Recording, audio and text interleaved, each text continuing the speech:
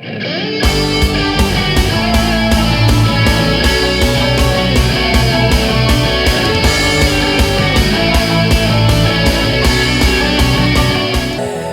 hari ini Ibu Iin sedang ada di Jawa Tengah, sedang ada pelayanan. Nanti sebelum kita tutup kita akan juga doakan bersama-sama. Saudara, waktu Ibu Liani chat dan meminta saya untuk sharing hari ini, saya ini sedang belajar tentang kabot, tentang bobot. Saya ini belum pernah, jujur ya, saya ini belum pernah menyiapkan firman selama ini, saudara. Saya itu berkali-kali bilang Keisha, Kes, aku mau nyiapin khotbah dulu. Dan mungkin buat saya juga, istri saya juga mungkin bertanya-tanya, tumben nyiapin firman kok lama sekali. Saya minta ada beberapa orang bantuin dan kayaknya belum srek sampai tadi malam. Mungkin hampir sekitar seminggu, saudara. Waktu saya tanya Tuhan setiap kali siapapun lah minta saya untuk sharing firman, maka saya akan doa, tanya Tuhan. Dan seringkali Tuhan menjelaskan, seringkali Tuhan memberikan satu kalimat pengertian. Dan kali ini Tuhan hanya berkata bobot yang berat.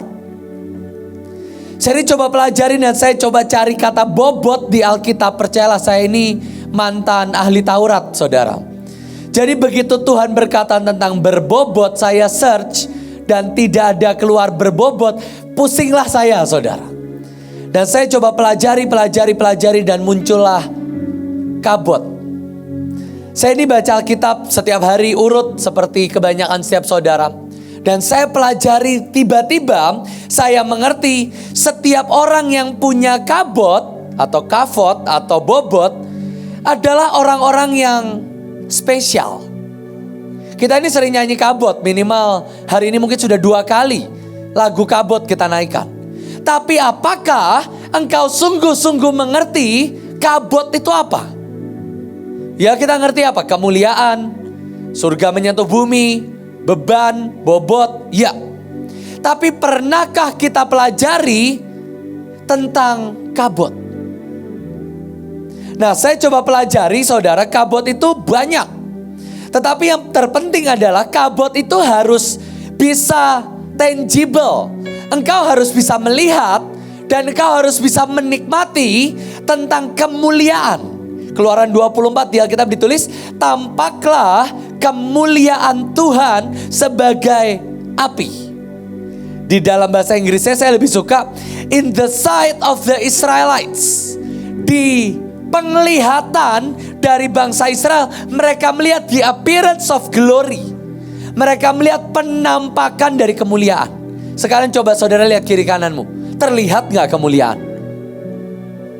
Kalau belum, berarti kita itu nyanyi kabot-kabot, tetapi saudara itu belum punya kabot. Paham? Guru-guru lah paling gampang mungkin buat saya. Apakah murid-murid itu bisa melihat the appearance of glory dalam hidupmu? Atau setiap kali murid melihat engkau, yang mereka ingat engkau adalah guru yang menyebalkan dan tidak cinta Tuhan. Saudara, saya ini mengenal beberapa guru yang saya sangat tahu ada kabot dalam hidup mereka. Saya dididik dengan banyak guru selama saya sekolah di Mahanaim. Ada terlalu banyak, mungkin saya tidak bisa sebutkan satu-satu. Tetapi mungkin kalau saya bisa kasih ranking, mungkin dari waktu saya SD, ranking 1 tetap Ibu Siwi. Dan saya tetap melihat ada appearance of glory dalam hidupnya. Saya bukan orang yang suka sekolah, seperti lazimnya semua anak yang lain. Dan saya lebih suka main bola daripada sekolah, seperti juga lazimnya anak laki-laki. Jadi kalau setiap saudara ini suka berkata, aduh seandainya anak saya seperti Pak Joshua, saya ini suka ketawa sendiri, saudara. Kamu itu tidak tahu apa yang kamu doakan, saya bilang. Dan saya pernah bolos sekolah SD, ini SD ya. Kalau SMP, SMA ada Miss Kelly, ada Miss Lika, ada Sir Henry. Hampir semua guru-guru MIP khususnya, mereka adalah guru-guru yang luar biasa buat saya. Tapi waktu saya SD, orang yang paling berkesan adalah Bu Siwi. Dan saya sangat mengerti ada appearance of glory. Kenapa? Suatu kali saya ini gak bisa mengingat semua nama sejarah seperti Ken Dedes dan Ken Arok, saudara. Itu perselisihan sengit antar keluarga dan saya nggak paham. Tapi saya masih ingat ada ibu juga, tapi yang pertama kali itu Bu Siwi. Bu Siwi tahu saya suka main bola, kita satu zaman ya, nonton Tsubasa. Bu Siwi manggil saya Joshua Ozora sampai sekarang saudara. Mau saya khotbah, angkat banner, angkat tongkat otoritas, mau apa gitu ya. Tetap Bu Siwi suka manggil saya Joshua Ozora. Dan saya menikmatinya juga. Dan tiba-tiba Bu Siwi bilang ini, Jos, gimana mungkin kamu gak inget Ken Dedes, Ken Arok? Kalau kamu inget semua 11 pemain dari Nankatsu.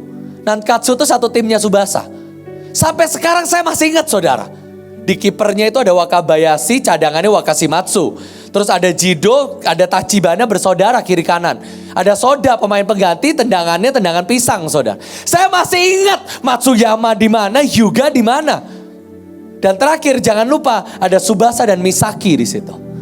Saya masih ingat saudara. Dan tiba-tiba Bu Siwi bilang ini, gimana mungkin kamu ingat Tsubasa, Ken Dedes kamu gak ingat? Dan saya bilang iya juga ya.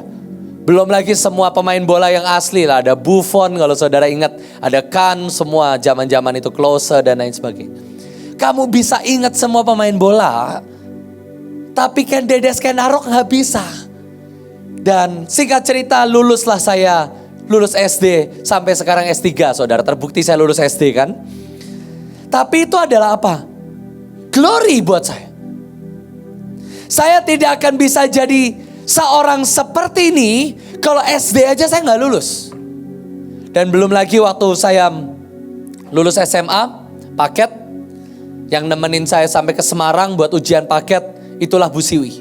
Meskipun saya 2 tahun susah-susah sekolah IPA sampai ngeles sama Seroy karena loncat kelas IPA, ujiannya IPS saudara. Jadi saya ini lulusan IPS.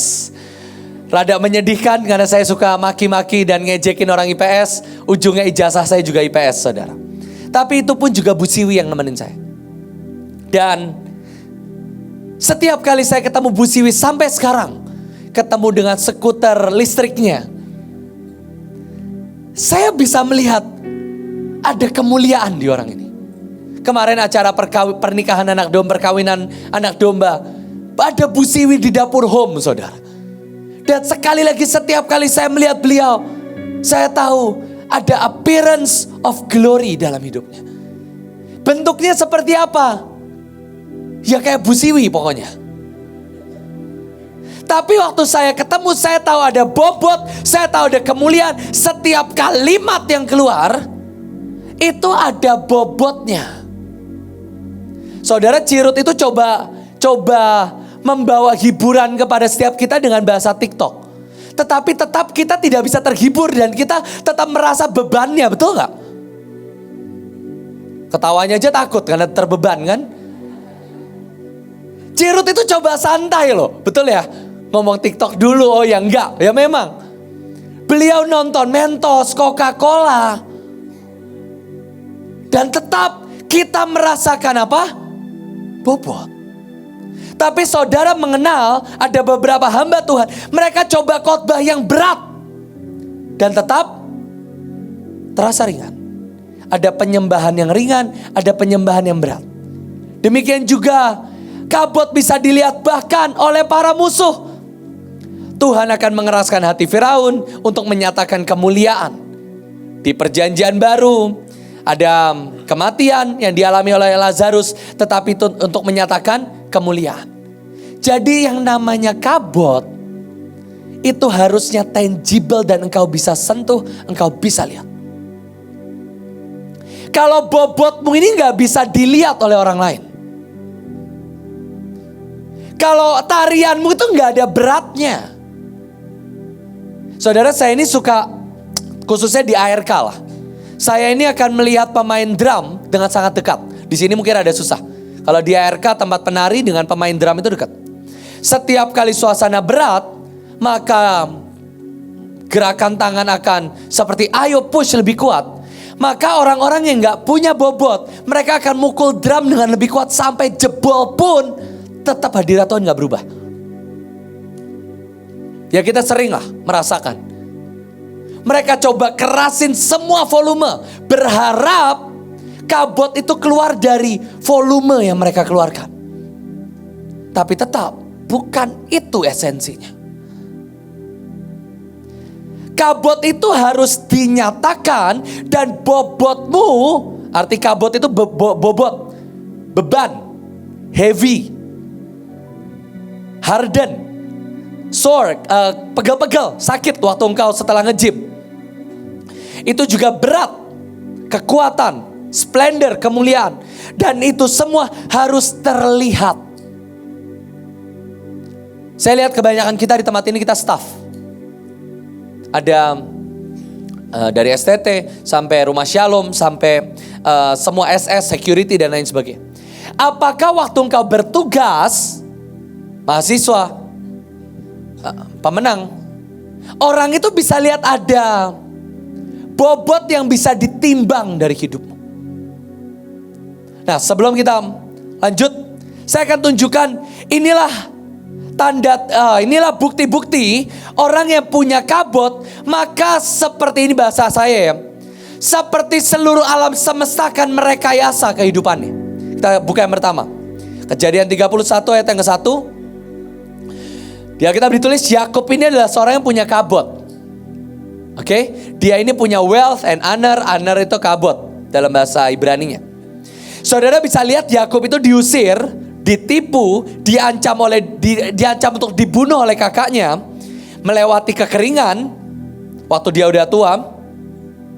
Ancaman karena Lewi anaknya membuat pembantaian, dia hampir mati karena kesedihan, tetapi tetap direkayasa untuk hidup dan menikmati kelimpahan sampai akhir hidupnya.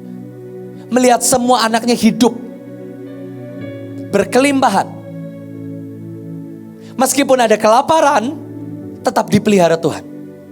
Dan ujungnya finish strong, mendoakan Firaun mati, balik ke tanah perjanjian. Saudara bisa melihat inilah orang yang punya kabut, punya bobot. Saya ini pernah lihat bagaimana cara gravitasi dinyatakan. Itu seperti kain, taruh berat, maka saudara jatoin koin, maka koinnya akan bergerak kepada beratnya. Itu gravitasi. Kenapa kita semua merasakan gravitasi? Saudara jatoin barang turun ke bawah, karena ada berat yang ditimbulkan oleh bumi. Kenapa bumi kita mengitari matahari? Karena matahari punya beban. Waktu engkau punya bobot, maka kemuliaan, kemudahan itu bukan harus dicari, tapi itu mengikuti. Anak STT, anak pemenang. Engkau bisa kuliah, engkau bisa tinggal di tempat yang setiap hari nyanyinya lagu kabut. Tetapi belum tentu kamu punya kabut. Kamu bisa khotbah 2 bulan lamanya di Papua. Kamu bisa lihat mujizat, kamu bisa lihat pengurapan. Itu gak ada hubungannya sama kabut. Ada Simpson, ada semua hakim-hakim, ada semua raja-raja. Tetapi tidak mereka semua. Di Alkitab ditulis sebut kabut. Saudara bisa buka semua para hakim-hakim, raja-raja, pahlawan-pahlawan Daud. Ada giant killer di situ. Mereka orang-orang yang buat mujizat. Itu pengurapan, tapi belum tentu kamu punya bobot. Kamu bisa menjadi lulusan pemenang terbaik. Kamu bisa khotbah, kamu bisa dipakai Tuhan selama kamu di tempat ini. Begitu kamu keluar, lulus, waktu kamu gak punya bobot, angin akan niup engkau. Selesai kok, gone. Saudara lihat penari sekarang ini loh.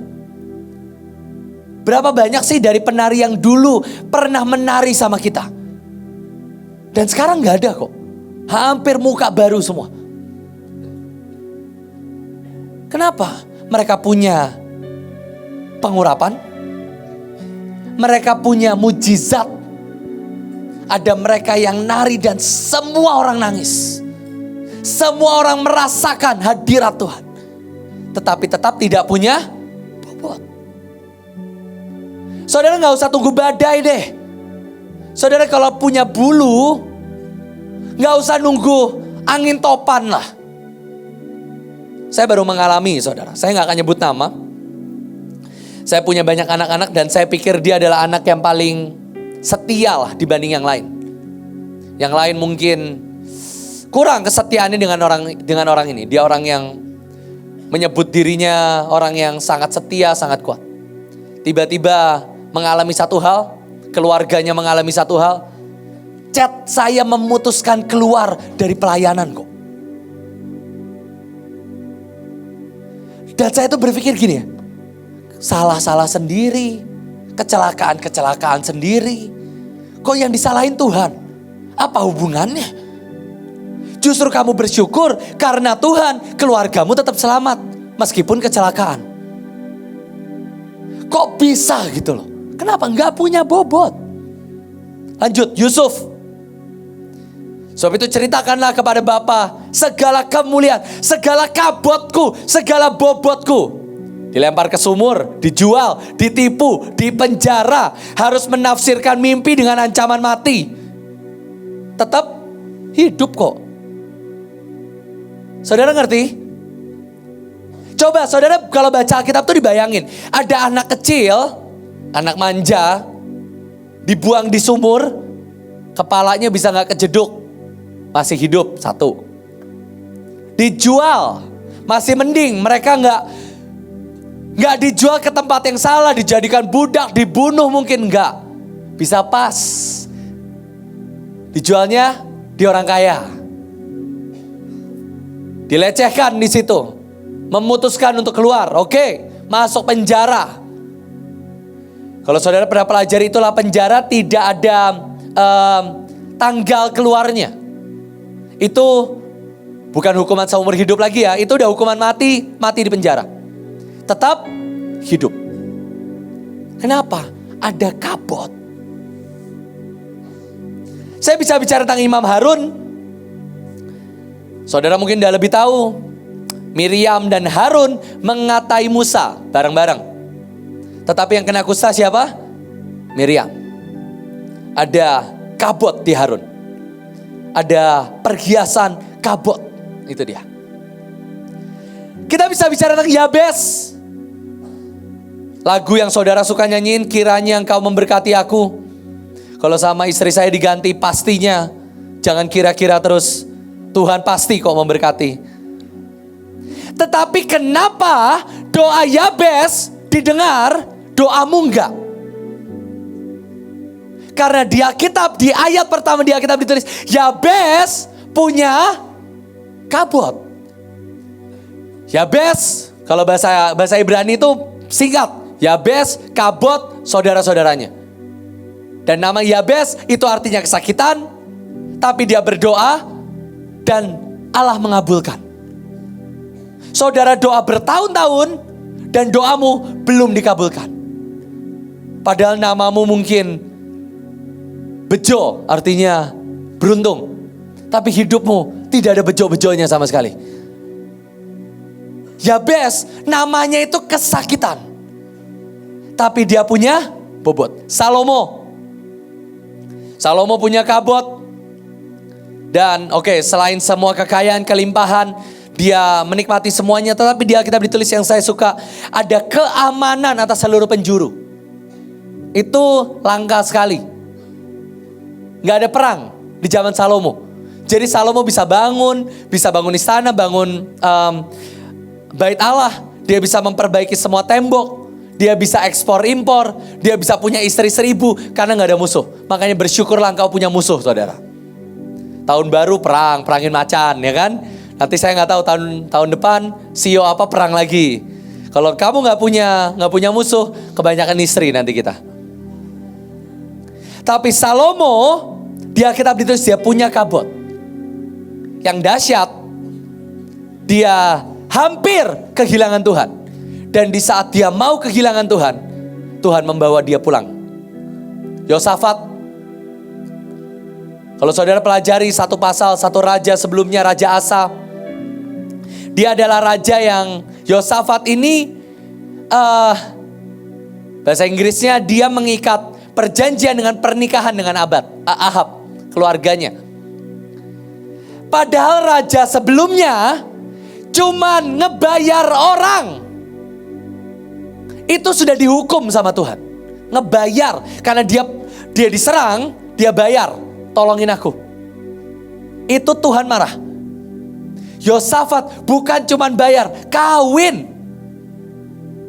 Tetapi kalau saudara baca di Alkitab, Tuhan malah pakai Yosafat untuk bunuh Ahab. Dia perang, udah ditipu sama Ahab. Kamu pakai baju perang, jadi raja, aku akan menyamar. Itu strategi Ahab untuk membunuh Yosafat. Saya coba pelajari saudara, kenapa Ahab suruh Yosafat pakai baju perang. Itu Yosafat bodoh banget. Semua yang pakai jubah raja pasti diserang duluan. Dan benar. Kalau saudara baca begitu Yosafat maju perang, semua orang melihat dia raja, diserang duluan. Yosafat langsung kabur. Tolong aku kena. Dan kemudian ada pemanah ngasal nembak, kena Ahab. Saudara bisa bayangin, ditipu pun Tuhan tolong gak? Tolong. Ini curang ini. Raja Asa cuman ngebayar dihukum. Yang satu buat kesalahan malah direka-rekakan Tuhan untuk menjadi kemuliaan. Raja Hizkia mendapat kekayaan dan kabot yang sangat besar. Dia punya emas, perak. Saudara tahu, dia itu harusnya mati, dapat perpanjangan umur dari Tuhan. Harusnya dihukum, diluputkan Tuhan. Harusnya dibawa kepada pembantaian, Tuhan luputkan, Tuhan selamatkan. Saya ini ngelihat bobot itu sangat menyelamatkanmu, saudara. Kamu tuh punya bobot, kabot, itu bukan buat Tuhan. Itu dari Tuhan untuk menyelamatkanmu. Makanya waktu engkau masuk dalam proses, waktu engkau ini harus dibikin lebih berat, bersyukurlah. Kenapa? Kabot itu akan menyelamatkanmu. Nebukadnezar ini raja musuh. Bukan orang Israel, orang jahat. Tapi ya Tuanku Raja Allah yang Maha Tinggi telah memberikan kekuasaan sebagai raja, kebesaran dan kabot. Nah ini raja bukan orang Israel. Tapi dia punya kabot. Habis ini kita pelajari kenapa ada orang-orang yang punya kabot. Kalau saudara pelajari Nebukadnezar, dia ini adalah orang yang bertemu dengan Allah. Keren? Sadrak, Mesak, Abednego. Dapur api, dia melihat Sadrak, Misael, dan Abednego hidup. Dia menyembah Allah, otomatis dapat juru selamat, dapat keselamatan. Nebukadnezar, raja kafir, raja orang asing. Gak selesai, dia jadi sombong. Sama Tuhan dikasihin mimpi. Nebukadnezar, jangan sombong. Dan selama 12 bulan dia bertobat. Dia gak sombong. Tiba-tiba dia jalan-jalan dan dia lihat istanaku kok besar juga ya. Jadi sombong, tidak dibunuh sama Tuhan. Jadi apa? Jadi binatang 7 tahun. Buat saya jauh lebih mending jadi binatang daripada masuk ke neraka lah. Tetap. Jadi binatang 7 tahun. Setelah 7 tahun saudara tahu, Tuhan ingat kepada Nebukadnezar. Raja kafir, raja yang gak pernah kenal Injil. Dan tiba-tiba dia menjadi manusia dan mati dengan tenang. Saudara bisa bayangin? Raja kafir tapi punya bobot. Nah, kita akan masuk sama-sama. Tapi dia punya seorang anak. Dan anaknya ini yang bernama Belshazzar. Di Alkitab ditulis tidak punya kabot. Daniel 5 ayat 25. Saudara baca masing-masing karena nggak ada di PPT. Maka inilah tulisan yang tertulis mene tekel ufarsin, yang artinya adalah dihitung, dan pemerintah Tuanku telah diakhiri, ditimbang oleh neraca, dan didapati terlalu ringan. Kerajaan Tuanku dipecah, lalu diberikan kepada media Persia. Lalu atas titah Belsasar dikenakan kepada Daniel. Lalu ayat yang ke-30, pada malam itu juga terbunuhlah Belsasar, raja orang Kasdim itu. Cepat, singkat, padat. Diingatkan, malamnya mati. Jauh gak? Jauh. Yang satu sombong, diingatkan, bertobat, 12 bulan, setahun. Sombong jadi binatang, dikasih lagi 7 tahun.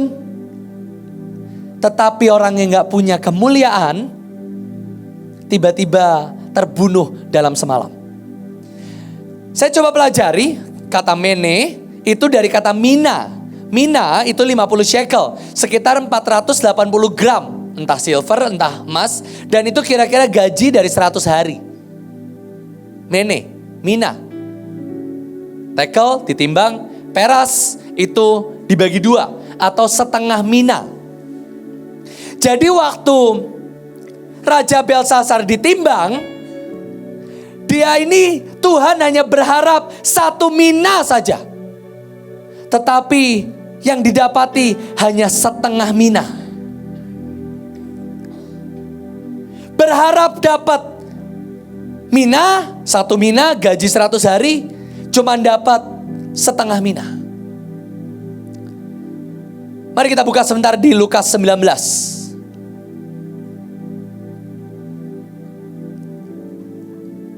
Lukas 19, saudara bisa buka di Alkitab saudara masing-masing. Peristiwa yang sama diperagakan oleh Yesus dengan perumpamaan. Ada raja yang membawa 10 mina, dia bagi-bagi. Dan hamba yang ketiga datang, dia dapat 1 mina sebelumnya dan berkata, inilah mina Tuan, aku telah menyimpannya dalam satu sapu tangan. Dan berkatalah orang itu, ayat 22, hai hamba yang jahat, aku menghakimi engkau menurut perkataanmu sendiri. Dan lanjut sebagainya. Saudara, saya ini coba pelajari ya, gimana cara kita dapat kemuliaan atau bobot. Yang pertama, engkau suka gak suka, waktu engkau dipercayakan Tuhan apapun dalam hidupmu, engkau harus lipat gandakan. Saya mengenal ada banyak orang, mereka dikirim ke bangsa-bangsa, mereka dikirim ke provinsi. Dan sejujurnya tidak ada yang spesial yang terjadi, saudara. Seberapa banyak saudara pernah diutus ke luar kota? Boleh angkat tangan? Luar kota, luar negeri, luar pulau. Boleh angkat tangan yang tinggi? Masa belum sih? Angkat tangan, angkat tangan. Gak apa-apa, 5 tahun lalu, 7 tahun lalu, awal-awal Mahanaim 20 tahun lalu gak apa-apa. Oke. Masih ada juga yang belum. Yang belum boleh angkat tangan, yang belum pernah diutus. Serius? Oke. Masih ada ternyata. Nabung, berangkat sendiri.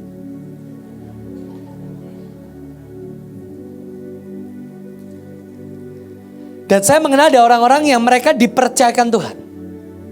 Mereka dikirim ke Lampung, mereka dikirim ke luar negeri. Ya kami patok, nanti kirim foto profetik. Ada kesaksian gak? Gak ada kok, biasa aja semuanya. Ada lawatan gak? Ada 3 orang rebah. Terus gimana? Ya udah itu aja. Udah sepanjang seminggu kamu pergi 3 orang rebah dan kamu sebut itu kemuliaan. Iya kok. Iya kok kita pergi. Harusnya kata orang hujan, tapi ternyata 1 hari gak hujan, besoknya sih hujan lagi. Itu bukan bobot. Waktu orang ini dapat 1 mina dan dia kembalikan 1 mina, Tuhan itu baik. Tuhan tuh bilang ini, kenapa uangnya nggak kamu berikan kepada orang yang menjalankan uang? Ayat yang ke-23. Invest. Jadi minimal kalau saudara nggak pernah pergi keluar kota, saudara nggak punya unit, saudara nggak punya pelayanan, biarkan uangmu atau bajumu atau apalah doamu pergi sama orang lain. Dan di Alkitab ditulis ayat yang ke-24. Lalu katanya kepada orang yang berdiri di situ, ambillah mina yang satu itu daripadanya dan berikan kepada yang 10. Dan saya coba lanjutkan. Ternyata orang yang satu mina ini tidak dibuang ke dalam api. Saya ulang. Kalau saudara baca cerita tentang 1 talenta, waktu dia cuma 1, ujungnya dibuang ke tempat yang gertak gigi. Tetapi orang yang punya 1 mina survive. Waktu dia kembalikan. Nah, kata kembalikan, ambillah, maaf. Waktu Tuhan mengambil 1 mina, itu bahasa Yunani ya, bukan Ibrani. Itu seperti ikan dikeluarin dari air. Kalau saudara mau berbobot, keluar dari air zona nyamanmu, saudara. Engkau yang tahu, engkau ini cuman 1 mina nih. Calon-calon. Kalau tadi Belsasar itu setengah mina dapatnya. Ditimbang diharapin 1, dia punya setengah. Habis uangnya. Seberapa banyak kita dikasih uang? 20.000, habis, bukan bertambah. Tetapi ini 1 mina dikembalikan 1 sama Tuhan. Dan Tuhan tidak menghukum orang ini. Dan Tuhan gini, comot, keluarin dia dari zona nyamannya. Berharap dia bisa kerja nanti. Saya ini melihat ada banyak orang, engkau ini gak pernah punya bobot. Kenapa? Karena engkau selalu tinggal di tempat yang nyaman buat engkau. Saya selalu bangga dengan Seroy, penari dan juga pemimpin BMN. Saya masih ingat suatu kali kami ada rapat tentang penari. Dan saya ini sempat meragukan karena beliau ini pegang BMN, semua LED produksi. Kalau saya khotbah ya beliau yang in charge, saudara. Tapi dia juga nari. Dan sekarang beliau punya 2 anak, sudah sekolah, punya istri yang kerja di BINUS tempat lain. Jadi beliau ini harus membagi waktu dengan sangat banyak. Dan saya ini sempat meragukan dan saya bilang, kakak gak mau ngedrop salah satu. Entah itu penari atau BMN, tapi biar fokus, toh sekarang kamu ini makin besar. Dan beliau ini memutuskan untuk enggak, aku akan tetap pegang semuanya, aku yang harus upgrade. Dan saudara tahu begitu beliau ini bukan diangkat ya, karena memang sudah jadi pemimpin penari, sudah jadi pemimpin BMN. Tapi waktu dia diteguhkan lagi, saya ini melihat sungguh beliau ini datang on time, ya mungkin telat 5-10 menit. Nanti sekitar harusnya sebentar lagi dia nganter anak, nganter istri. Kadang mertuanya sakit, kadang keluarganya sakit, ada yang meninggal. Ngelayat balik lagi ngatur. Kadang di tempat rumah duka dia ngatur tetap. Setiap kali ada hal yang tidak sesuai, beliau lagi nari, lari ke belakang ngurusin produksi. Beliau ini harus keluar dari airnya. Dulu dia nyaman dan tiba-tiba dia di-upgrade ke kolam yang lebih besar. Dan dia harus jadi ikan yang lebih besar. Jadi hiu sekarang. Saya bilang, kak gak bisa kak. Cuman jadi pemimpin gak galak gak bisa, harus jadi hiu kak. Dan dia dari, saya gak tahu malah dulunya ikan apa, sekarang berubah jadi megalodon mungkin buat saya.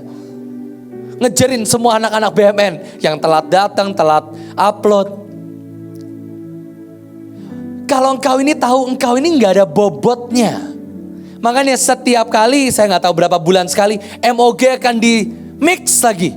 Timnya akan berubah lagi. Harus ngelatih lagi anak-anak. Penari juga sama, diputar lagi. Supaya apa? Kita ini keluar dari kolam-kolammu. Kalau engkau ngerti engkau ini gak pernah bertumbuh, tidak pernah ada bobot yang Tuhan dapati dari hidupmu, mungkin kamu ini selalu tinggal di tempat yang nyaman. Sekarang saya mau tanya, pemenang dan STT, mungkin ada anak sekolah di tempat ini. Makanan tersedia kok. Jujur, belajar tidak belajar, lulus kok. Saya pernah tidak meluluskan anak. Ujungnya saya ketemu di semester berikutnya. Kok kamu bisa naik? Saya sudah tidak meluluskan kamu. Dan kita akan sama-sama nyanyikan besar anugerahmu, berlimpah kasihmu. Jujur, betul nggak? Kurang nyaman apa kalian di sini? Baju dikasih, minimal setahun 2 kali dapat. Ntar lagi dapat lagi nih baju. Jaket. Nanti nggak tahu nih, ada panggilan pilar, panggilan mempelai, panggilan pekerja, panggilan tentara, dapat kemeja baru, jaket baru. Kalau raja harusnya ngasih. Oh, makanya jarang kan anak STT masuk ke panggilan raja. Tapi kau harus ngerti, itulah yang membuat kau ringan. Maaf, support service. Selama kerjaanmu hanya nyapu dan ngelap, engkau gak akan berbobot. Tiba-tiba kau memutuskan pergi keluar dan buka rumah singgah. Tiba-tiba ada bobotnya mereka. Saya ini sempat ketemu SS di bawah. Mereka lagi rapat. Siapa yang bagian nyapu hari ini? Kenapa? Karena mereka semua tugas di rumah singgah hari itu. Lah kamu aja, aku rumah singgah hari ini. Gak bisa, aku juga rumah singgah. Saya itu udah bu, saya nyapu aja udah. Tapi saya sungguh melihat waktu mereka memutuskan keluar. Saya gak mau cuma nyapu. Tiba-tiba mereka punya, sekarang guru. Ini kita staff semua. Saya juga staff. Selama engkau terus merasa engkau ini cuma guru, tugasmu cuma ngasih soal, pulang, ngasih soal, pulang, ngajar. Engkau gak akan punya bobot. Coba beri nilai dalam pekerjaanmu. Seroy, dulu dan sekarang saya singgung lagi. Dulu setiap kali istirahat akan masuk ke kelas demi kelas. Ngajar gitar, bikin komsel, pertobatan massal di kelas. Sekarang kemana? Keisha itu bertobat karena Seroy. Karena masuk ke kelas, dia gak bisa cuman ngajar tuh terlalu ringan. Harus masuk ke kelas bawa gitar, ngajarin. Saya juga termasuk salah satu yang diajarin. Hari ini coba lihat kehidupanmu saudara. Engkau yang mengatasnamakan engkau donatur, engkau staff, engkau jemaat. Selama engkau tetap berkata, ya saya ini cuma jemaat datang Senin Sabtu. Engkau gak akan nambah bobotnya, saudara paham? Dulu pertama kali engkau memutuskan datang pagi jam 5. Ini tetap keluar dari air loh. Betul ya? Apalagi yang dari Jakarta, dari Tangerang. Tapi makin lama 6 bulan, 1 tahun. Udah gak berat, betul ya?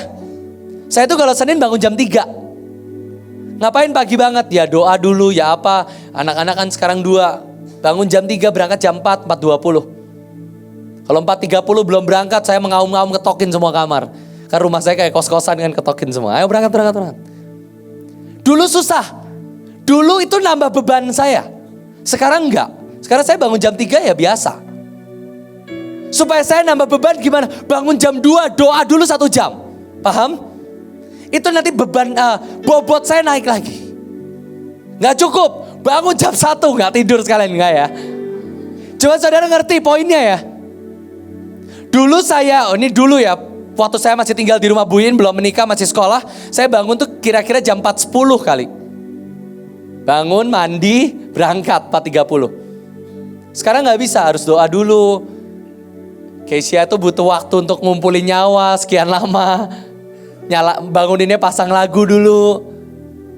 Bantuin nyuci, semua. Sekarang udah mimpin, jadi pagi harus sarapan supaya gak pusing. Wah itu semua bobot loh. Tapi makin lama, saudara bobotnya gak naik lagi. Kayak sekarang Miel, anggap Miel sekarang berat 11 kilo. Supaya nambah bobot ya kamu harus keluar lagi dari air. Paham? Nanti saudara naik 12 kilo, 13 kilo. Mentok lagi nih. Saudara doa 1 jam, udah gak naik bobotmu. Kabotmu udah mentok. MOG, kemuliaannya udah segitu, hadirat Tuhan segitu terus. Caranya gimana? Ya naikin lagi. Keluar lagi dari air.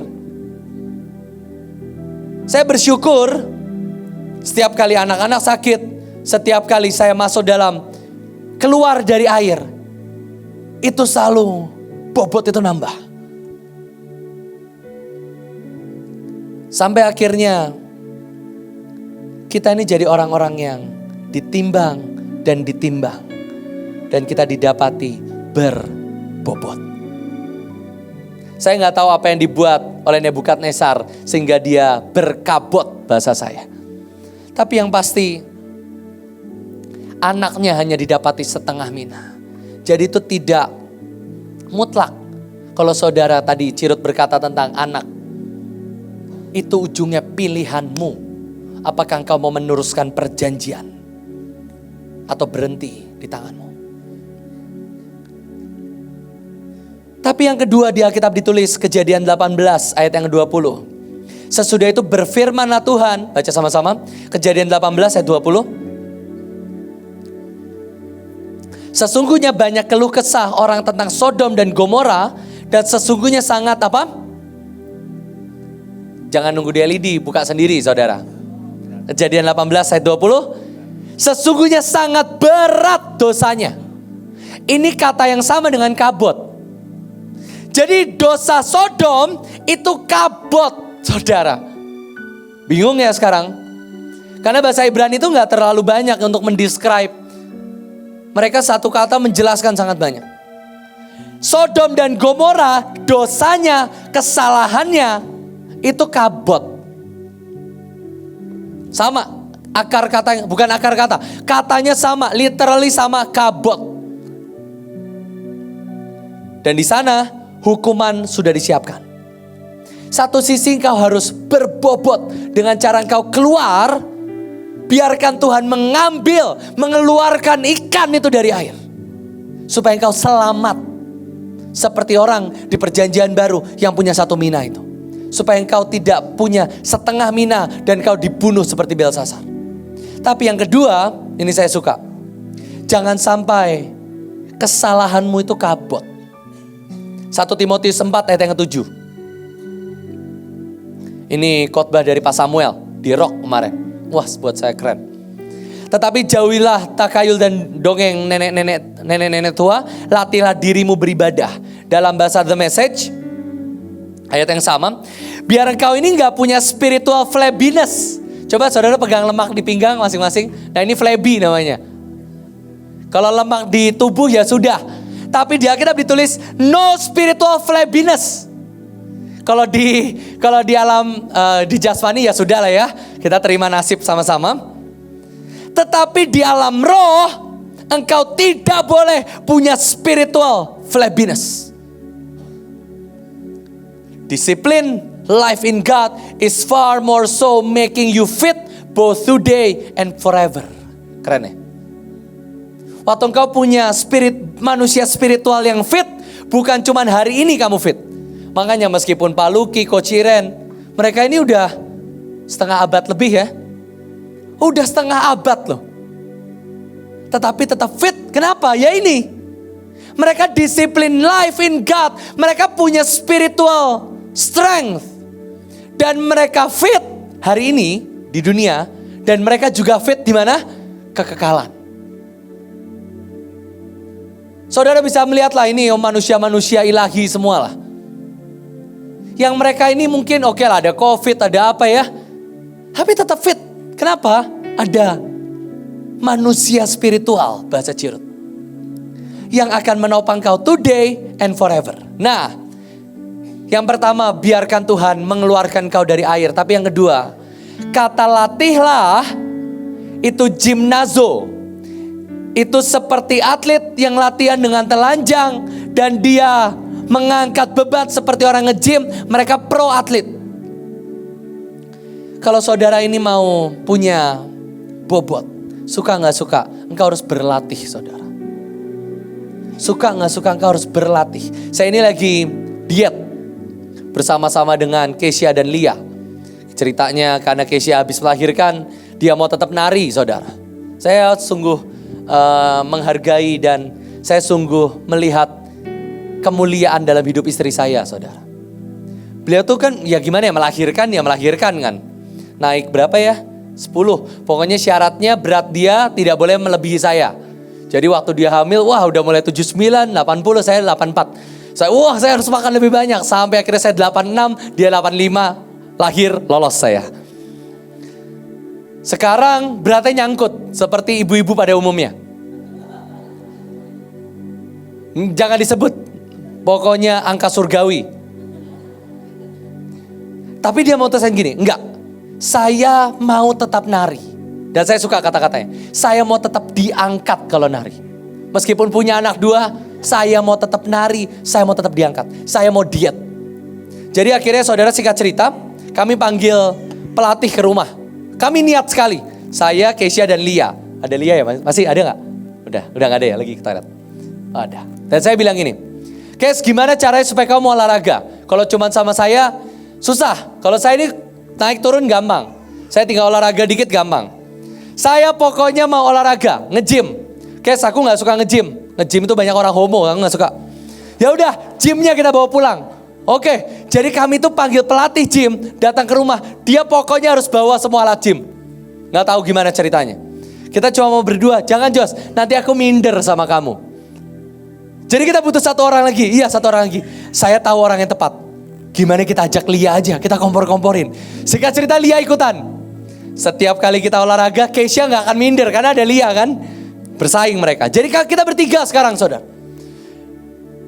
Kadang Miel kalau lagi bangun, dia akan ikutan. Keisha ngangkat barbel, Miel angkat panda. Wah, angkat boneka.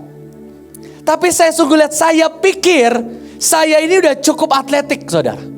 Meskipun guru PT-nya ya, guru nge-gymnya berkata, buat orang yang gak suka nge-gym, gak suka olahraga, saya ini sangat lumayan. Bahkan berapa kali saya lebih kuat dari tukang nge-gymnya saudara. Kita adu plank, adu apa, saya masih menang saudara. Tapi ternyata saya tidak cukup baik saudara. Begitu dicek, wah PT-nya lumayan. Oh saya jadi ngiklan gitu ya. Lumayan saudara. Ini tangan kamu cedera. Kaki kamu ada masalah. Pundak kamu ada masalah. Karena nari, Keisha ini kamu karena hamil jadi ini. Wah jadi lumayan. Jadi itu semua detail. Apa saja yang harus saya upgrade. Apa saja yang tidak boleh saya upgrade. Dan saya sungguh melihat di manusia roh pun kita itu harus seperti itu saudara. Contoh, sekarang baca Alkitab. Kalau saudara ngerti engkau ini baca Alkitab dan ngantuk, itu tuh bukan untuk di-entertain. Oh ya berarti kekuatan saya bukan dibaca Alkitab. Salah saudara. Oh ya berarti kekuatan saya mungkin didengar audio Bible. Ya gimana engkau mau berbobot? Kalau engkau tahu kelemahanmu dibaca Alkitab, bacalah Alkitab. Keren itu begitu saya apalah gerakan apa. Dia ngeliat ini kakimu pasti ada masalah. Ya benar kaki keseleo. Push up, oh gak bisa, kamu gak boleh push up. Karena pundak saya mungkin waktu SMP nari suka gendong-gendongan. Pundak kanan lebih rendah dari pundak kiri. Jadi kalau push up pasti kamu sakit. Saya kaget, waktu saya mau menikah ngukur jas, tukang jasnya juga tahu. Wah berarti ini benar. Waktu saudara ngelihat hidupmu, spiritual rohmu. Oh ini saya ini deklarasi kok lemah ya. Kok saya suka serak, upgrade. Latihlah di situ. Saya ini ngelihat orang-orang yang sedang memutuskan upgrade. Kemarin saya memutuskan, ayo tolong pemetaan tentang tahun macan air. Ini tuh apa sih? Harimau air ini apa? Dan orang-orang yang memutuskan upgrade, saya cuma kasih 2-3 jam, pemetaan udah keluar saudara. Dan sebagian orang sampai telat malam saya sudah tidur baru dia ngirim. Ada orang-orang yang memutuskan menarik dirinya. Untuk apa? Upgrade. Nge-gym. Sekarang saya mau tanya kapan terakhir kali engkau push dirimu untuk upgrade yang di roh? Saya mau tanya. Untuk engkau memaksa untuk kau belajar khotbah padahal tidak ada yang manggil kau khotbah. Engkau memaksa belajar main musik padahal engkau tahu engkau kurang berbakat dalam hal itu. Kapan terakhir kali engkau paksa dirimu untuk deklarasi? Kapan terakhir kali engkau memaksa dirimu untuk upgrade bagian-bagian yang kau tahu kau lemah di situ? Saya tuh bukan orang yang rajin lah, percaya. Tapi saya maksa buka mulut nih loh, ayo buka. Sampai kamu bisa baca itu deklarasi. Semua ayat saya print di kamar mandi. Aduh pagi-pagi masih ngantuk sembari mandi air hangat. Aduh malas banget ngomong. Ayo ngomong. Ambil kekayaan orang-orang fasik, ayo ngomong. Yang kencang, wah saya teriak. Istri saya suka nanya, Pak ada apa? Enggak deklarasi. Paksa. Saya latih main keyboard. Saya gak tahu udah berapa banyak orang berkata saya ini gak bakat main musik.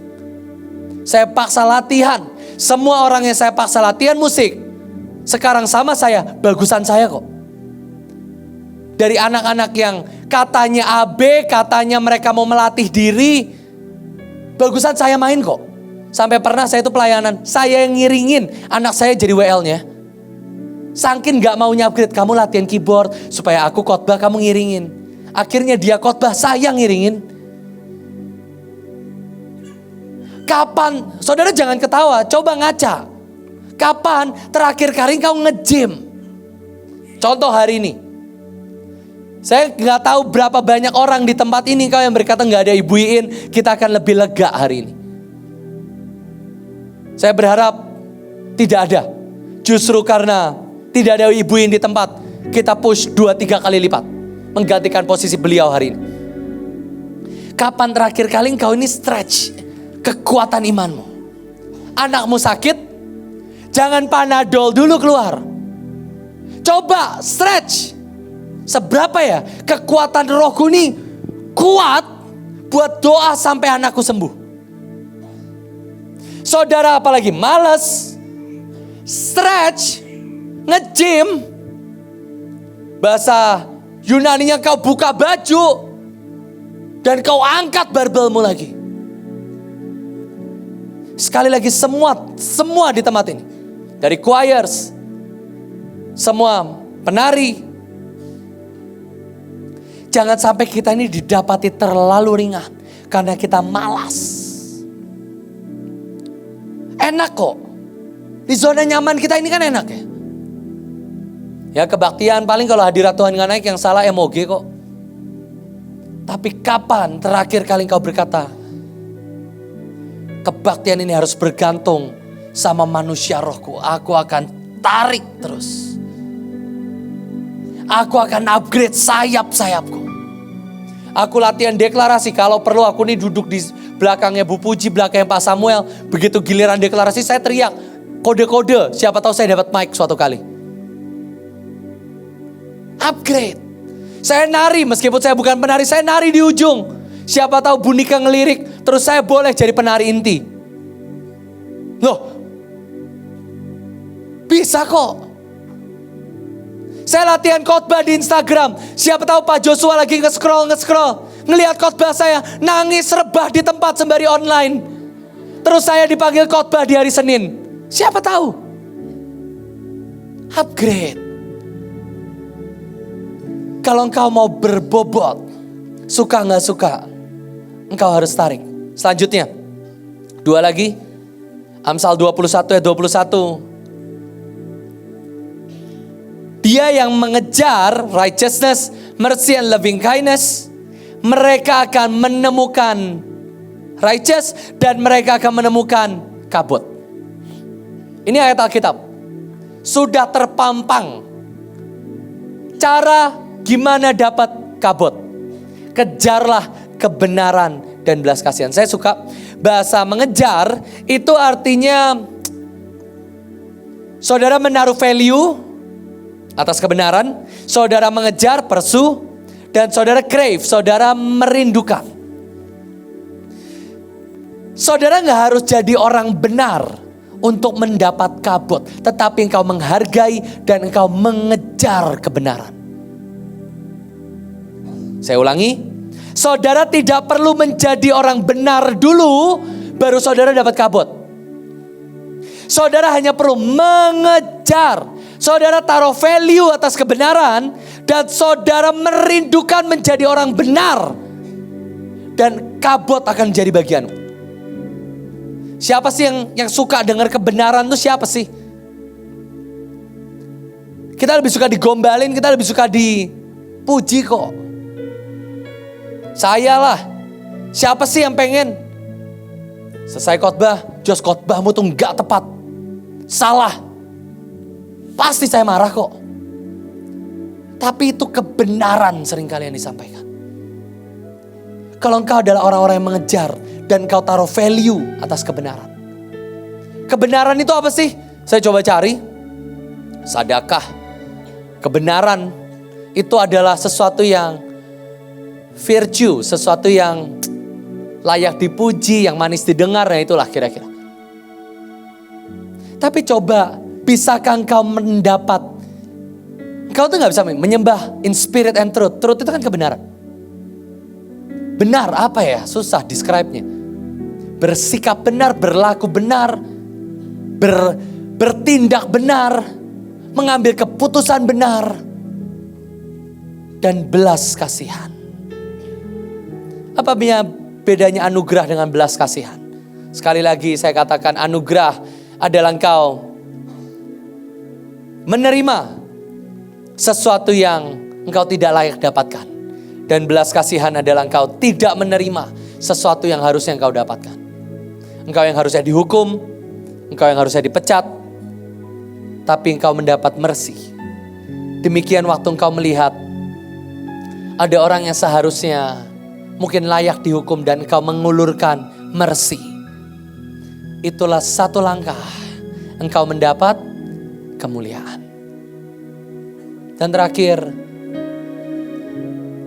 the reward of humility adalah riches, kekayaan, kabod, and life. Humility ini bukan gini ya, waduh Pak Jos, saya pasrah lah Pak Jos, kalau suruh upgrade, suruh keluar, udahlah saya hati hamba. Rada salah server lagi ya. Humility di sini artinya adalah submissive. Itu artinya apa? Engkau membiarkan dirimu ditundukkan dan dididik. Itulah humility yang sesungguhnya, saudara. Ini bukan berarti, waduh kalau upgrade, kalau nge-gym, mau baca Alkitab tambahan, kayaknya saya udah pasrah lah. Saya ngambil yang bagian terakhir aja. Bagian terakhir adalah engkau hanya membiarkan dirimu dididik, ditundukkan. Dan engkau ditekan. Sampai engkau berlaku benar. Dan disitulah baru kabod itu akan muncul. Hari ini saya sungguh berdoa. Saudara mengejar kabod karena itu akan menyelamatkanmu, saudara. Oh sorry, ada satu lagi, ada wise. Ada berhikmat. Itu artinya engkau bisa melihat waktu, engkau bisa melihat masa depan. Engkau bijaksana dalam tingkah lakumu. Kerja keras juga. Dan jangan sampai kau menjadi orang-orang yang kehilangan kabod. Saya akan tutup. Kita kembali ke Raja Belsasar, Daniel 5 ayat 19. Dan oleh karena kebesaran yang telah diberikannya kepadanya itu, maka takut dan gentarlah terhadap dia semua orang dari segala bangsa, suku dan bahasa. Dibunuh siapa yang dia kehendaki. Dibiarkan hidup siapa yang dia kehendaki. Ditinggikan dan diturunkan siapa yang dia kehendaki. Dan seolah-olah Tuhan diam. Ayat yang ke-20. Tetapi ketika ia menjadi tinggi hati dan keras kepala sehingga berlaku terlalu angkuh, maka ia dijatuhkan dari tahta kerajaan dan apa? Dan apa? Kabod itu diambil.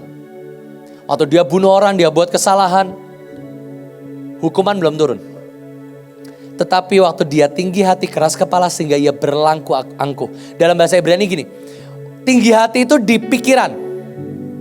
Engkau merasa tinggi hati, engkau keras kepala, itu baru di sini. Kamu ngomongin orang, kamu ngerasa gak adil, itu di sini. Tapi waktu itu menjadi angkuh, waktu jiwamu juga mengiyakan, disitulah kemuliaan itu diambil. Seringkali kan gini ya, kita ngomongin orang itu kan di sini. Iya ya, dengar. Gosip. Gak adil. PK gak naik. Ditegur pemimpin. Pemimpin gak adil, jahat. Apalagi, semualah diomongin. Masuk.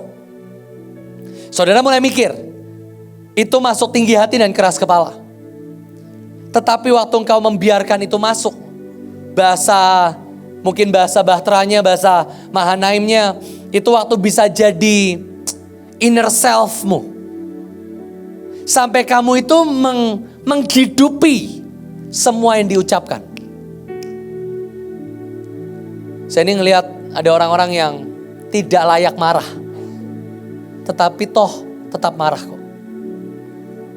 Orang-orang yang harusnya Berterima kasih karena dia terima anugerah dan belas kasihan. Toh tetap kecewa kok. Kenapa? Sini, turun sini. Semua berkat, semua peninggian itu cuman buat dia tuh beban, dan beban. Sampai masuk ke jiwa jadi beban. Contoh, di sini ada Mbak Karti. Mbak yang menjaga saya waktu saya bayi. Beliau panjang ceritanya, sempat balik ke agamanya, ketemu sisipan sama saya, nggak tahu gimana ceritanya. Dapat mimpi, datang ke Mahanaim bertobat, dikirim ke Papua, balik ke sini pelayanan. Dia bisa berpikir gini, kenapa ya dari dulu Mbak sampai sekarang jadi Mbak? Kok nggak naik-naik? Saya udah pelayanan, udah mengabdi. Wah, umur saya berapa ya, umur beliau pelayanan berapa lah? Kok tetap dari Mbak, from Mbak to Mbak? Sekarang bukan babysitter Joshua udah gak butuh babysitter Elion sekarang. Kok kelihatannya gak naik pangkat ya saya? Bisa gak? Bisa. Saya ini jaga Joshua dari Joshua kecil. Joshua khotbah, sekarang saya harus khotbah juga. Minimal saya gembalanya Joshua lah. Joshua punya mobil 1, saya harusnya punya mobil 3. Karena umurnya 2 kali lipat, 3 kali lipat. Bisa gak? Bisa kok.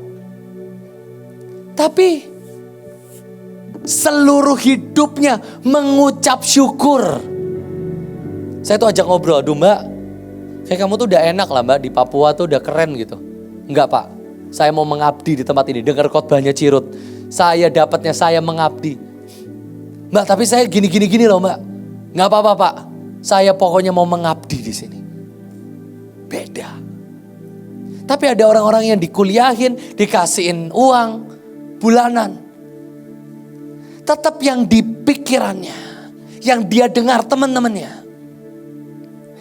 Sampai itu jadi batiniahnya. Itu apa? Keangkuhan. Sampai kemuliaan itu diambil daripadanya. Dan yang terakhir, Pengkhotbah 6 ayat 1 dan 2. Dan saya berdoa ini jangan, karena menurut saya banyak setiap kita di tempat ini. 2 hal ini. 1, saudara yang tidak pernah menghidupi kemuliaan itu. Dan kau lebih menghidupi semua suara, ketakutan, keraguan. Dan semua suara itu sampai jadi batiniahmu. Tapi yang kedua, ada suatu kemalangan yang telah kulihat di bawah matahari yang sangat menekan manusia. Orang yang dikaruniai Allah kekayaan, harta benda dan kabut, sehingga ia tak kekurangan suatu pun yang diingininya. Kalau saudara punya kabut, saudara tuh gak minta apapun, gak butuh apapun. Kemarin Pak Jo kesaksian, ada donatur nanya, kamu butuh apa? Ya gak tahu butuh apa. Semua sudah disediakan Tuhan. Di jiwa itu gak mampir. Pengen HP baru, mobil baru, rumah baru. Itu karena jiwamu gak punya bobot. Jadi begitu ada orang nawarin gaji, ya saudara ngacir. Kenapa? Gak ada bobotnya. Ini handphone yang saya punya. 2 tahun lalu handphone termahal. Sekarang lewat kok. Terus saudara mau nyari apa? Saya lagi pinjam Mercy teman saya. Ya saya buat pengumuman karena banyak yang nanya. Saya mau aminin tapi saudara jadi bertanya-tanya gitu ya. Saya lagi naik Mercy. Teman saya baru punya anak. Mobilnya Mercy doang. Makanya bersyukurlah kita yang naik Innova ya. Jadi beliau ini gak pernah bisa makan sekeluarga. Karena mobilnya Mercy, kursi cuma 5 saudara. Singkat cerita kita ngobrol, ya udah tukeran deh. Saya anak-anak banyak, gampang naik motor. Bisa kita tukeran. Jadi saya nikmati naik Mercy, dia nikmati naik Innova. Dan itu adalah Mercy yang mungkin pada zamannya Mercy paling mahal mungkin. Sekarang lewat kok. Jadi sekarang apa yang saudara kejar? Saudara ini jatuh cinta mungkin sama Marilyn Monroe. Ujungnya jelek juga kok. Jadi nenek-nenek juga kok. Sekarang yang cantik siapa ya? Kalau saudara tahu artis paling cantik buat saya. Enggak sih, kalau Keisha terlalu gombal ya. Chloe Grace Moretz kalau saudara tahu. Kalau kata istri saya hidungnya bisa buat nulis karena lancip banget. Tapi menurut saya itu artis paling cantik. Habis ini searching semua ya. Chloe Grace Moretz. Wah, tuh cantik buat saya. Tapi ujungnya jadi oma-oma juga kok. Hatimu ini kalau saudara kejar itu terus, artinya saudara belum punya kapal. Lihat ini pengen, tas baru pengen, sepatu baru pengen. Kenapa? Tidak ada bobot yang menarik kau. Tapi, lanjut. Tetapi orang itu tidak dikaruniai kuasa oleh Allah untuk menikmati, melainkan orang lain yang menikmatinya. Kalau bahasa aslinya, tetapi dia tidak diberikan kekuatan untuk makan. Contohnya siapa? Saul. Saul itu adalah orang yang diberikan kemuliaan Tuhan melalui siapa? Melalui Daud. Saudara bisa bayangin ya, Saul itu raja, gila, suka-suka dia terserah. Dan Daud mengalahkan kerajaan demi kerajaan. Tanpa pangkat, setia, loyal, tubuh jiwa roh. Disuruh nikah sama Merab, iya. Disuruh nikah sama Mikal, iya. Disuruh perang, iya. Kasih misi bunuh diri, iya. Tetapi Saul tidak pernah menikmati Daud. Yefta, tadi juga di-share. Kemuliaannya ajaib. Dia adalah seorang hakim yang berhasil membebaskan bangsa Israel. Yunus, seorang yang menobatkan satu bangsa hanya dalam satu hari. Tetapi Saul, Yefta, Yunus tidak pernah bisa menikmati semua kemuliaan Tuhan. Jujur saya mau tanya, saudara nikmatin gak sih dari Mahanaim? Gak usah angkat tangan. Jujur, sejujur-jujurnya. Menikmati itu bukan gini ya, saya nikmatin. Tapi kalau PK-nya naik, kalau saya ada fasilitas, nah enggak. Jujur, dari lubuk hatimu terdalam, all in. Saudara kan gak bisa kan, saya sayang sama istri saya menikmati istri saya. Tapi saya gak suka hidungnya, kupingnya, tangannya, kan gak bisa. All in. Jujur, engkau tuh bisa nikmati gak sih? Suatu malam saya ngobrol sama Kesya. Saya cerita, Kes, kita ini bakal di Mahanaim seumur hidup ya, Kes? Ya iyalah, Jos. Kamu gak mau cari kerjaan lain? Enggak lah, enggak. Kebas. Bener nih, kita seumur hidup sampai kakek-kakek, sampai nenek-nenek kalau Tuhan belum datang. Sampai kakek-kakek, nenek-nenek, sampai seumur Pak Luki, seumur Oma. Dan kita tetap di Mahanaim. Enggak pensiun, enggak keluar kita. Enggak, wah Kesya udah mulai emosi. Oh ya ampun, saya gak akan nanya lagi. Bisa gak kau nikmati? Nikmati, makan hadirat Tuhan. Waktu badai datang, tiba-tiba seperti tahun lalu, COVID naik. Kita harus tetap bagi makanan, deg-degan. Uang mepet. PK-nya gak naik-naik. Nikmati. Dan saudara punya karunia untuk kamu makan kemuliaan itu. Barulah kemuliaan itu akan nyata dalam hidupmu. Saudara bisa tanya dengan semua orang yang punya kemuliaan. Khususnya mungkin yang ada di tempat ini. Dan saudara bisa menemukan mereka itu pure, murni, menikmati tinggal di tempat ini. Tutup Alkitabmu sama-sama. Saya sungguh berdoa. Kita punya kabut, kita punya bobot. Engkau nge-gym, keluar dari zona nyamanmu. Kejar kebenaran. Kejar pengabdian. Kejar hikmat.